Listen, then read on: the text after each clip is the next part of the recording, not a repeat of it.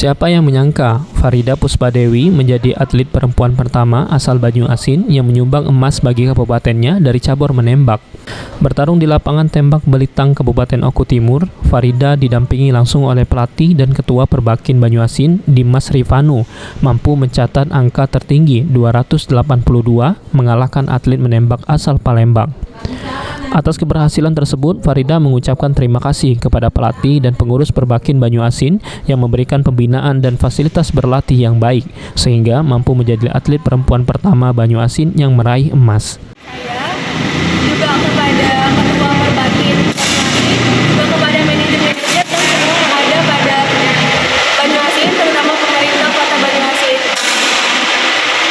Dan saya sangat berterima kasih kepada orang tua dan keluarga saya di rumah yang sudah mendoakan saya selama saya bertanding dan mengikuti TC selama sekitar 1 bulan ini.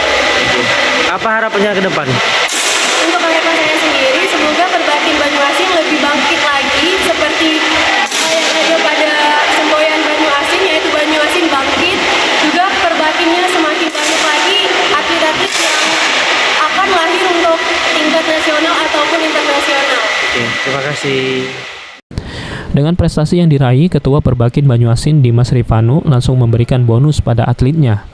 Sulaiman, PAL TV.